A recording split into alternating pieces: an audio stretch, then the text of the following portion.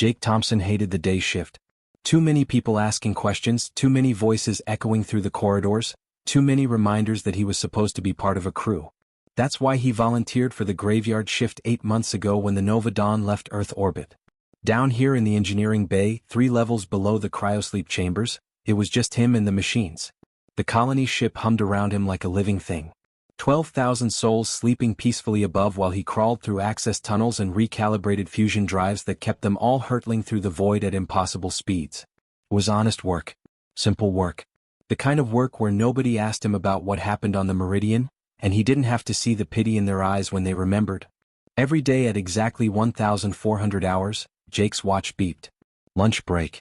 He'd make his way through the maze of corridors to Section D, a maintenance area that hadn't seen another human being in weeks. The lights flickered occasionally, and the air recyclers made this rhythmic clicking sound that most people found annoying. Jake found it comforting. Predictable. Safe. His lunch never changed. 2 protein bars from the emergency rations, always chocolate-flavored because the vanilla ones tasted like cardboard. A pouch of reconstituted vegetables that claimed to be green beans but looked more like brown mush. And coffee. Real coffee, not that synthetic garbage they served in the crew mess. He'd brought 6 months' worth of the stuff from Earth in his personal storage allowance, and he rationed it carefully. The coffee tasted like metal because of the recycled water, but it was still better than nothing. Jake would sit at the same spot every day, a small fold-out table next to Generator 7, and eat in silence. No music. No videos. No distractions. Just the hum of machinery and his own thoughts, which he tried very hard to keep focused on maintenance schedules and coolant levels rather than the faces of the 5 crew members who died under his watch. Day 243 started like any other. Jake unwrapped his first protein bar and took a bite, chewing slowly while reviewing a diagnostic report on his datapad. The generators hummed their usual song. The lights flickered right on schedule. Everything was normal. Then it wasn't. Jake felt it before he saw it. A change in the air like static electricity before a storm. He looked up from his datapad and froze, the protein bar halfway to his mouth. Something was floating across from him. Right there, maybe 3 feet away, hovering at eye level above the table. An orb of light about the size of a softball, glowing with soft pulses of blue and purple that rippled across its surface like waves on water. It wasn't solid exactly. More like concentrated energy shaped into a sphere, with patterns that shifted and swirled inside it. Jake's heart hammered in his chest. His training screamed at him to hit the emergency alert, to grab a containment unit, to do something other than sit there like an idiot with his mouth half open. But he didn't move. Couldn't move. Because the thing wasn't doing anything threatening. It was just there, floating, pulsing gently with those hypnotic patterns. And it was watching him. Jake didn't know how he knew that. The orb didn't have eyes or any features at all, really. But he could feel its attention focused on him with an intensity that made his skin prickle. Slowly, carefully, Jake lowered the protein bar. The orb's patterns swirled a little faster, the blue tones brightening slightly. Jake swallowed hard and tried to think rationally. Unknown entity. Unidentified life form. This should be reported immediately. Commander Bradley would want to know about this. Hell, the entire science division would want to know about this. But something stopped him. Maybe it was the loneliness of 8 months in isolation. Maybe it was the way the orb just hovered there peacefully, not threatening or demanding or expecting anything. Maybe Jake was just tired of protocols and procedures and doing everything by the book. He picked up the protein bar again and took another bite. The orb continued to watch. Jake chewed slowly, maintaining eye contact with the thing even though it had no eyes to make contact with. 5 minutes passed in complete silence except for the generators and Jake's own breathing. The orb didn't attack. Didn't drain the power systems. Didn't do anything except float there and observe. Jake finished his protein bar, drank his terrible metallic coffee, and ate his brown mush vegetables. The whole time the orb watched. When Jake finally crumpled up his trash and stood to leave, the orb's light pulsed once, twice, 3 times. Then it simply faded away like mist in sunlight. Jake stood there for a long moment, staring at the empty space where it had been. Had he imagined it? Some kind of hallucination brought on by isolation and recycled air? But no. It had been real. He was sure of it. The next day at 1,400 hours, Jake returned to Section D with his protein bars and coffee. He sat down, unwrapped his lunch and looked up. The orb was back. By day 7 Jake had a routine. The orb showed up every single day at exactly 1,400 hours, right when he sat down with his lunch. Not a minute early, not a minute late.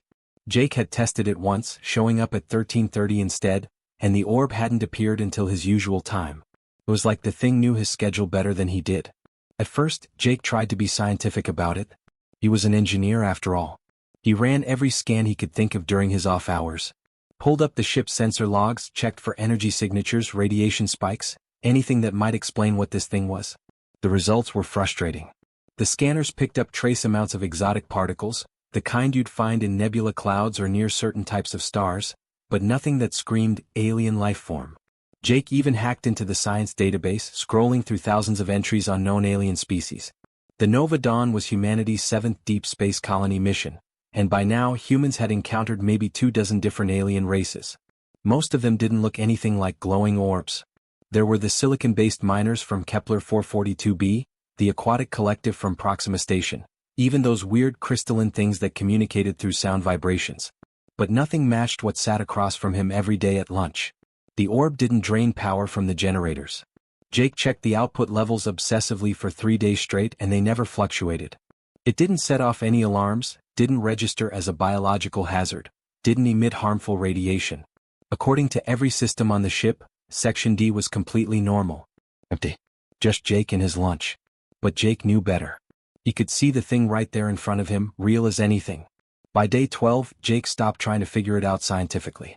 Maybe some things didn't need an explanation. Maybe it was enough that the orb was there, keeping him company in its own strange way.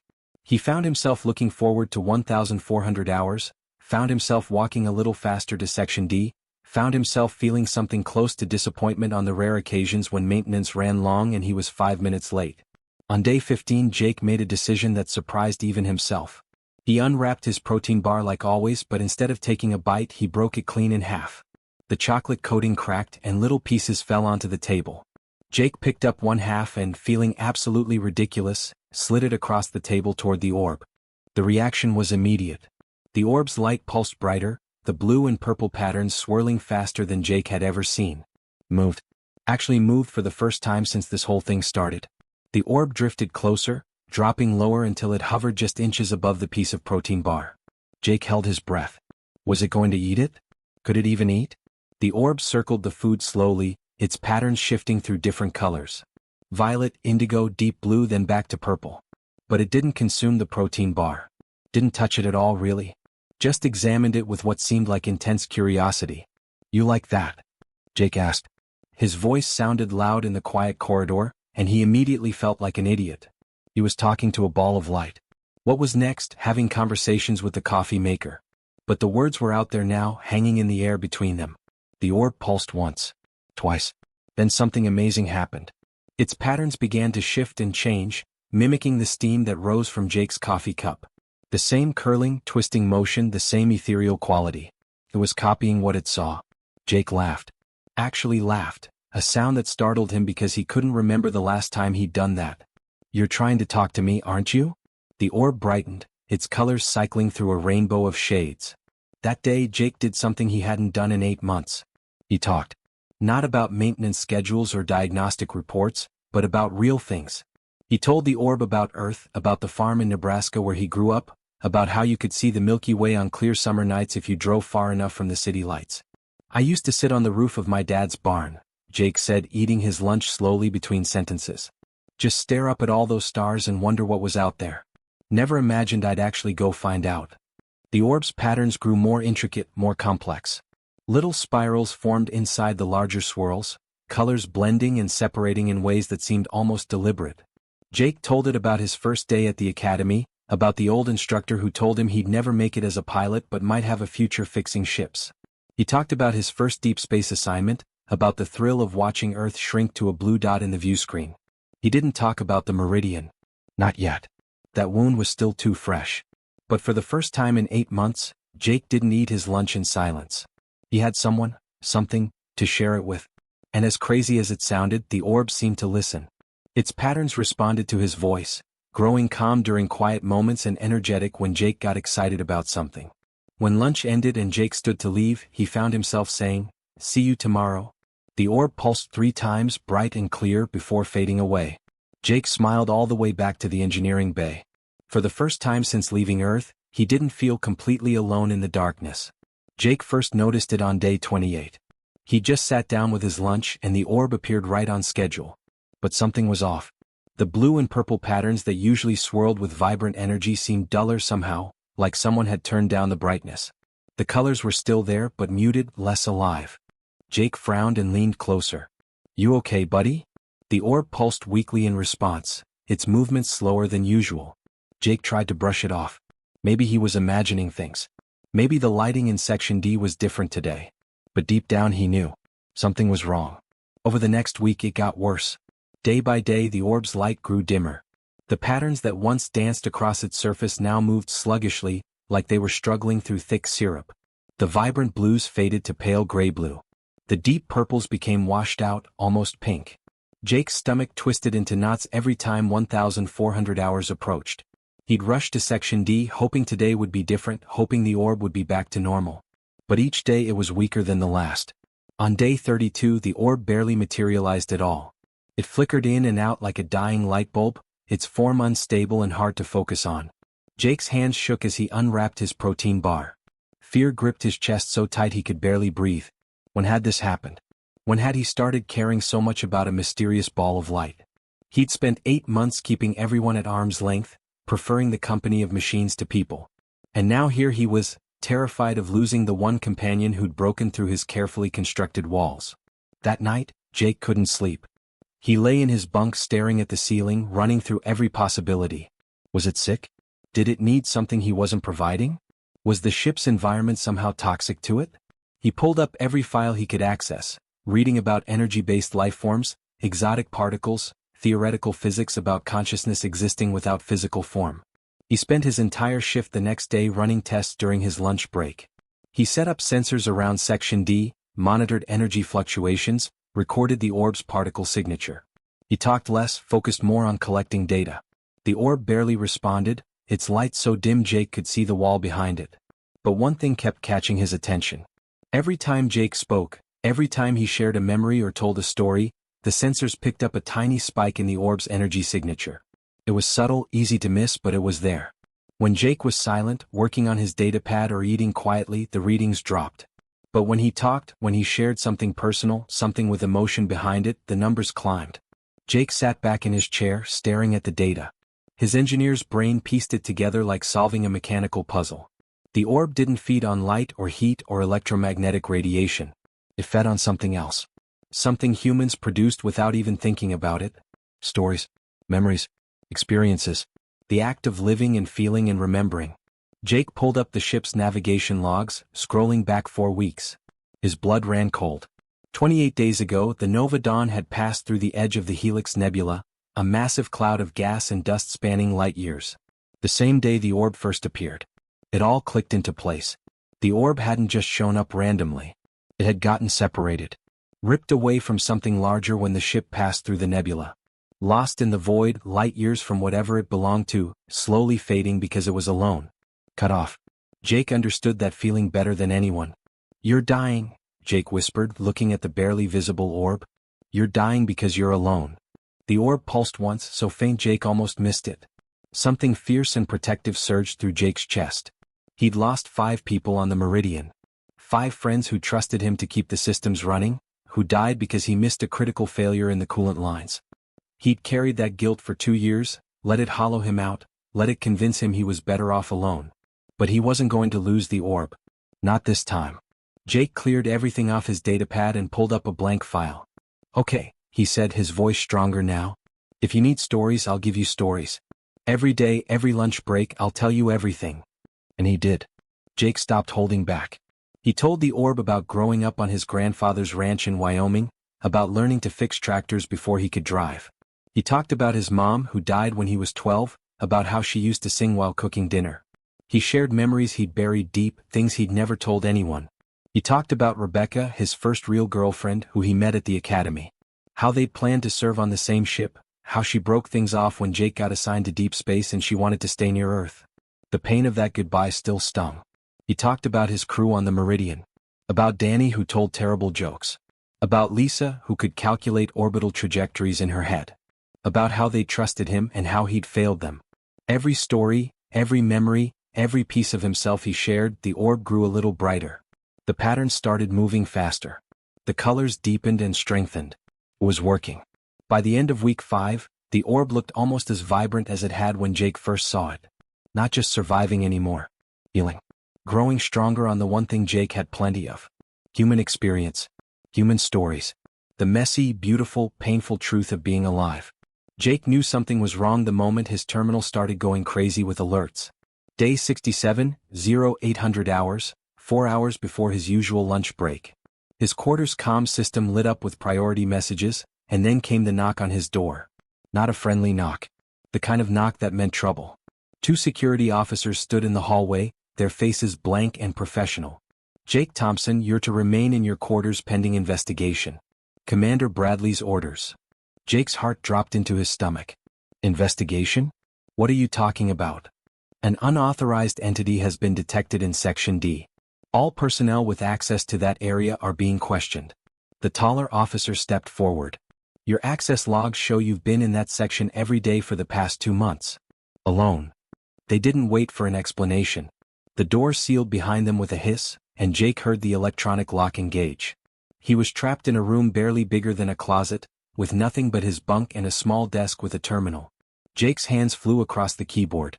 He pulled up every security feed he could access with his maintenance credentials. Most of the high-level feeds were blocked, but he still had access to the engineering systems. It took him 15 minutes of frantic searching before he found what he was looking for. Section D. His Section D.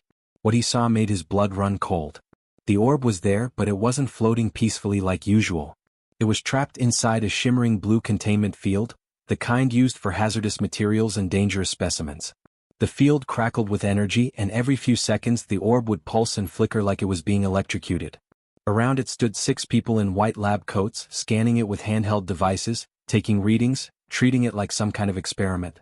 Jake recognized the lead scientist, Dr. Mitchell Crane, a man who'd once spent 20 minutes explaining why emotional attachment to machinery was a sign of poor mental health. Now he was circling the orb with cold, clinical precision, making notes on his datapad while the being Jake had shared lunch with for 2 months suffered inside that field. No, no, no, Jake muttered, zooming in on the feed. The orb's light was fading fast, its colors draining away like water down a drain. The patterns that usually swirled with life were barely moving, stuttering and weak. They were killing it. Maybe not on purpose, but the containment field was cutting it off from everything. From air, from space, from Jake. From the stories and experiences it needed to survive. Jake tried his comm system. Commander Bradley, this is Jake Thompson. You need to shut down that containment field. The entity isn't hostile. It's Mr. Thompson. Commander Bradley's voice cut through, sharp and authoritative. You will remain in your quarters. This situation is under control. The entity's origin and intent are unknown, and it poses a potential risk to 12,000 sleeping colonists. We're following protocol. Protocol is killing it. Jake shouted. Commander, please just listen. This conversation is over. Bradley out. The comm went dead. Jake stared at his terminal screen, watching the orb flicker and fade. His friend. The only companion he'd had in 8 months of isolation. The being that had listened to his stories, that had brought him back from the edge of losing himself completely. And they were treating it like a threat. Like a thing. Like it didn't matter. Jake made a decision in that moment that would probably end his career. Maybe land him in the brig for the rest of the journey. But he didn't care. He couldn't care. Because some things mattered more than following orders. His fingers flew across the keyboard. Years of maintaining security systems meant Jake knew every backdoor, every override code, every shortcut in the ship's computer. He'd never used them for anything except maintenance. Until now. The door lock disengaged with a soft click. Jake grabbed his toolkit and stepped into the corridor. Alarms hadn't gone off yet. He had maybe 5 minutes before the system registered the override. He ran.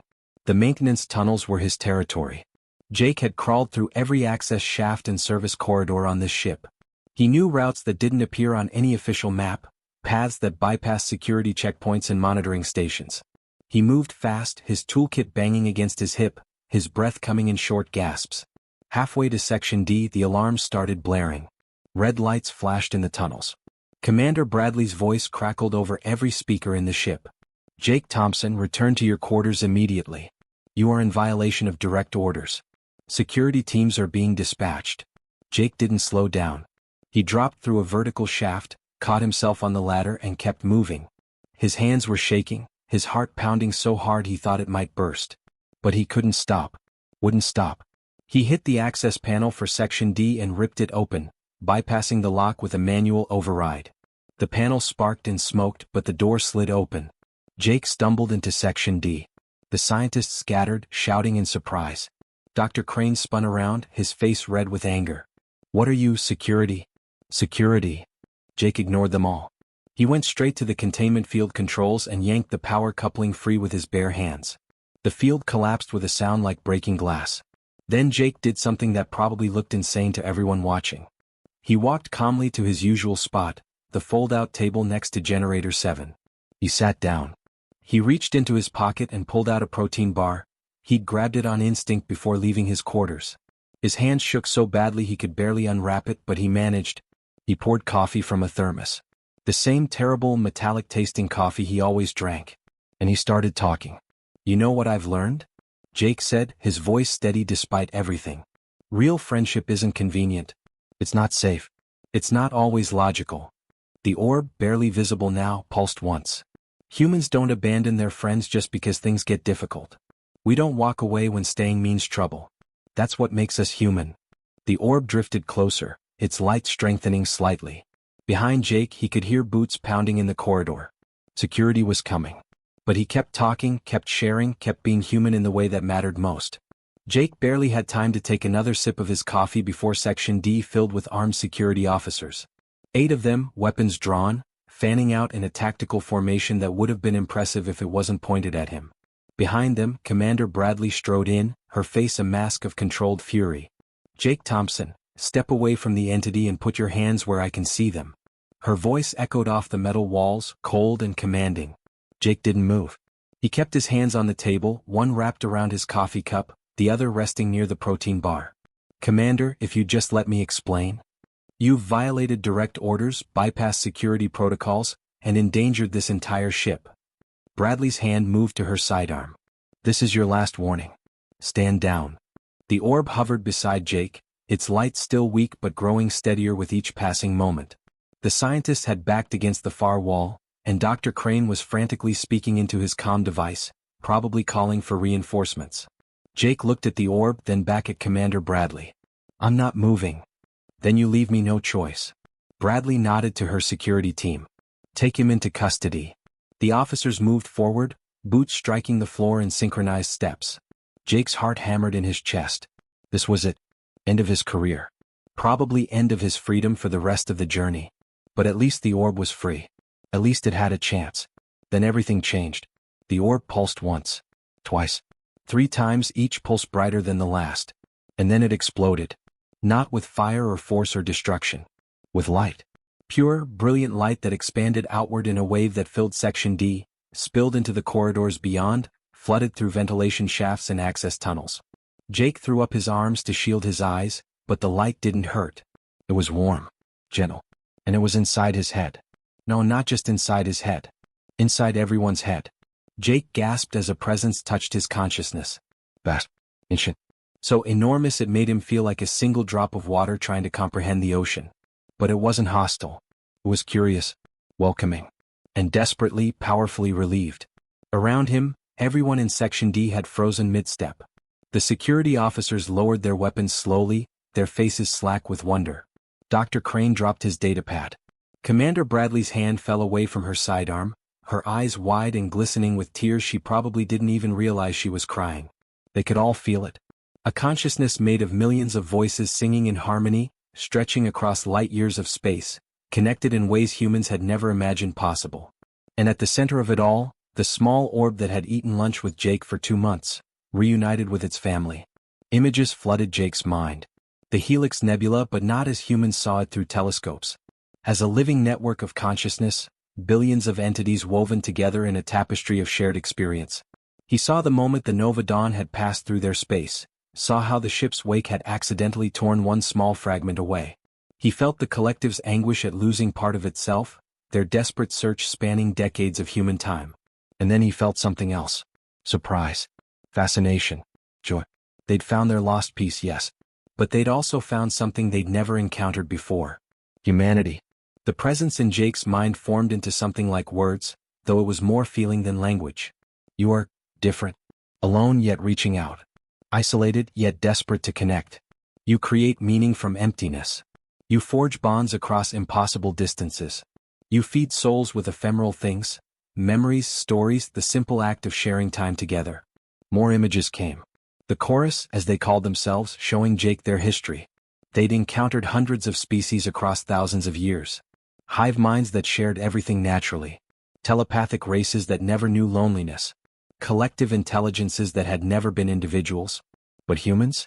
Humans were unique.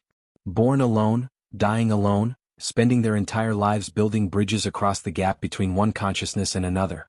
Creating art and music and stories to say, I exist, I feel, I matter. Fighting against isolation with nothing but words and presence and the stubborn refusal to let go of connection. We have much to learn from you, the chorus said, their voice resonant with genuine wonder. And perhaps much to offer in return. Through the light, through the connection, Commander Bradley and the others began to understand.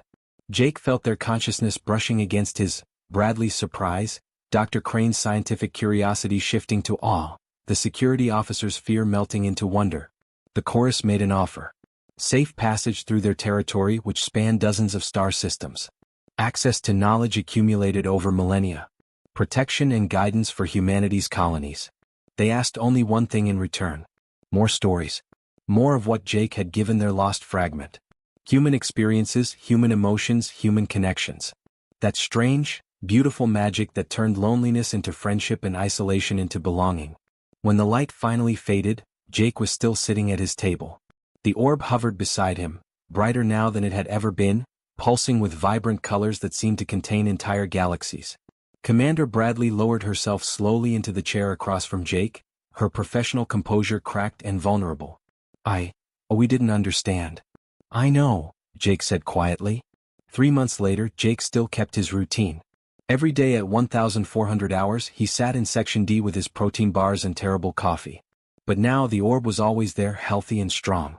And through it, Jake talked to beings across the Helix Nebula, dozens of species connected through the chorus, all of them eager to hear stories from Earth. The lonely mechanic who'd spent 8 months avoiding human contact had become humanity's first ambassador to a civilization older than human history. Not through weapons or technology or grand diplomatic gestures, but through the simple choice to share lunch with someone who needed a friend.